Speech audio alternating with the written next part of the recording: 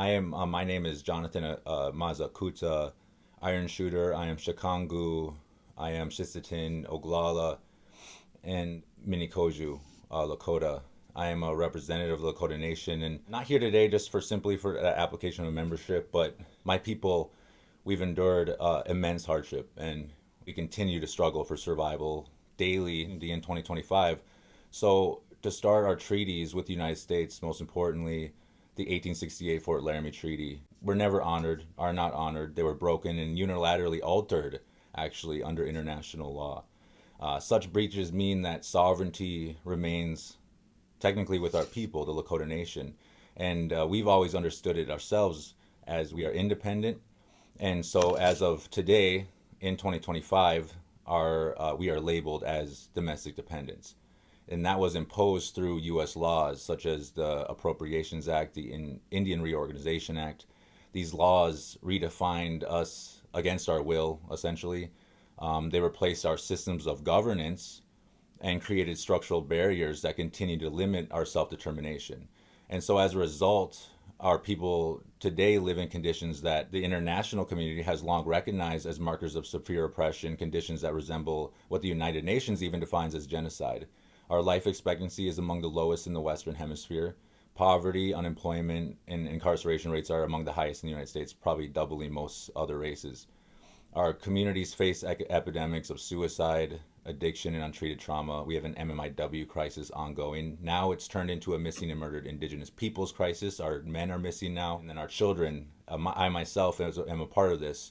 The ICWA is in effect here in the United States, but there are loopholes in every single state where our children get tossed around into houses that have no connection to their Indigenous roots. I'm one of those people who thankfully made it out. I didn't have any teaching from the age of 3 to the age of 18. And to me, being a tribal member, that is active genocide to not allow a child the education to return to their language, to their culture, and to their values. These realities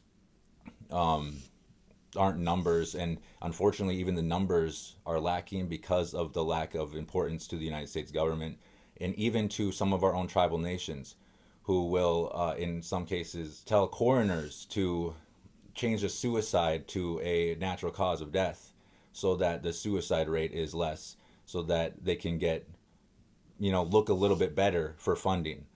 Another deep challenge is our language crisis, and this is really, really the foundation. Fewer than 2,000 fluent Lakota speakers remain. Our language carries our laws, our values, our spirituality, and our way of seeing the world. Its decline threatens the very continuation of our nationhood. And yet, when our young people seek to return home to our language and culture, like myself, we often find no housing, no work, no stability, or a path to reconnection in general. A lot of kids, they find their tribe that they belong to, they show up, there's nothing for them, they go back home where there's nothing for them as well in their own communities as far as Lakota. And so without these places, to call home, to reconnect, is an active statistic for genocide. And on our reservation, conditions, they continue. The graduation rates on our tribal colleges, for example, at the Oglala Lakota College, our graduation rate is 3%, 3 to 6%.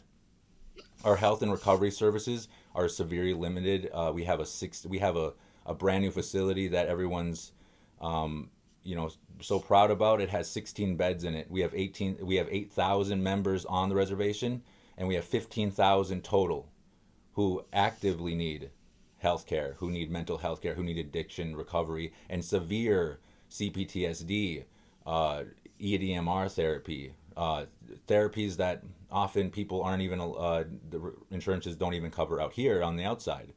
But our people in crisis, in intergenerational trauma, have none of that as we speak. So these challenges, they're profound, but we've lived through them. We've been able, and that's the problem, is we've been surviving, and that's it.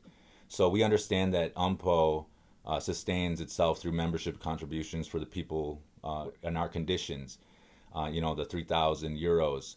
Right now, it was really not feasible for our elders. Many live without even basic necessities, such as requirements like, let's say, even for internet, even for phone services.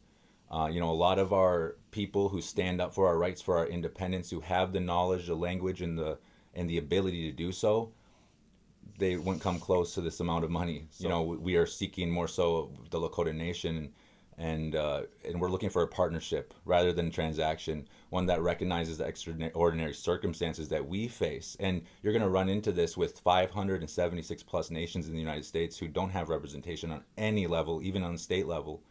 I'm working in schools, in elementary schools across Minnesota, Minnesota Makoche, we called it, pre 1600s, and they don't even know that we were here. The state is named Minnesota. It's Minnesota Makoche is the land where the water reflects the skies, and people think that the Anishinaabe have been here, and so it's just these basic things that, you know, we're not even getting the basic education out. I close with this question, this appeal: will UMPO stand with us in a way that no government in 500 years has? Walk beside us in our struggle for our survival and independence.